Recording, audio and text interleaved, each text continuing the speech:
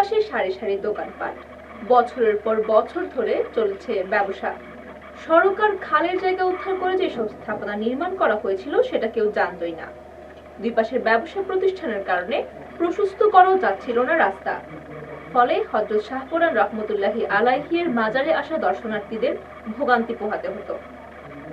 সিলেট তামাবিল মহাসড়ক থেকে মাজার পর্যন্ত প্রায় 1 কিলোমিটার রাস্তায় যানজট লেগেই থাকতো। সিটি কর্পোরেশনের অন্তর্ভুক্ত হওয়ার পর সড়কটির উপর নজর পড়ে কর্তৃপক্ষের। 6 মাস আগে নোটিশ দেওয়া হয় দখলদারদের, কিন্তু স্বেচ্ছায় ব্যবসা প্রতিষ্ঠান সরিয়ে নেননি কেউ। অবশেষে শতাধিক ব্যবসা প্রতিষ্ঠান বুলডোজার দিয়ে গুড়িয়ে দিয়ে প্রশস্ত করা হয়েছে রাস্তা। সিলেট সিটি কর্পোরেশন সিসি সূত্র জানায়, হযরত শাহপুরান রহমতুল্লাহি আলাইহির মাজারে প্রতিদিন হাজারো দর্শনার্থী আসেন। বৃহস্পতি থেকে শনিবার এই 3 দিন কয়েক হাজার ভক্তদের সমাগম ঘটে এই মাজারে। বাস, মাইক্রোবাস ও সিএনজি অটোরিকশা সহ বিভিন্ন ধরনের যানবাহন নিয়ে তারা মাজারে আসেন। কিন্তু সিলেট তামাবিল মহাসড়ক থেকে হযরত শাহপুরান রহমতুল্লাহি আলাইহির মাজার পর্যন্ত প্রায় 1 কিলোমিটার সড়কটি অপ্রশস্ত হওয়ায় অসহনীয় যানজটের সৃষ্টি হতো।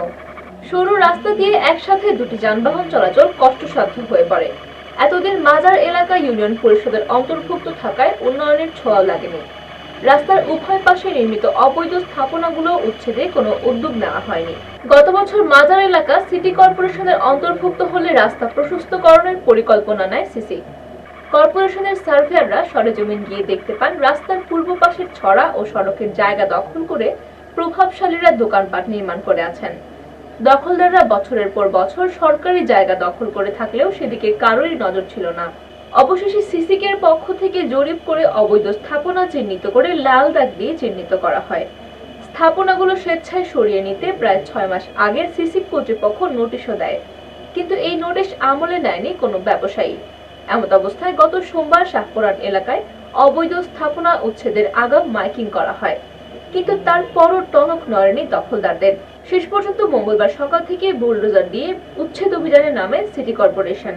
সিসিকের প্রধান রাজস্ব কর্মকর্তা ও নির্বাহী ম্যাজিস্ট্রেট মতিউর রহমান খানের নেতৃত্বে চলে অভিযানকালে শতাধিক স্থাপনা গুড়িয়ে দিয়ে রাস্তা প্রশস্ত করা হয়।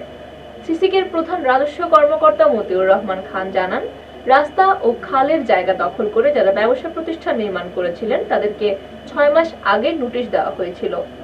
অবৈধ স্থাপনা চিহ্নিতও করা হয়, চূড়ান্ত নোটিশ হিসেবে মাইকিংও করা হয়, কিন্তু দখলদাররা তাদের স্থাপনা সরিয়ে না নেওয়ায় উচ্ছেদ অভিযান চালানো হয়েছে।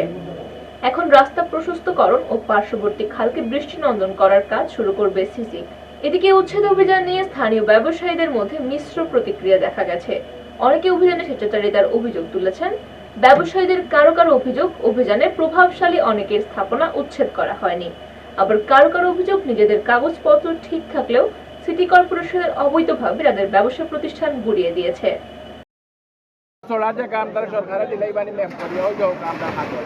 আমরা খুব ও দোকানের উপরে আমরা 20-25 জন সংসার আয় বহন করি, কিন্তু আমরা রাস্তা নামে গেছি, ওগুলোর উপরেও আমরা খাইতাম।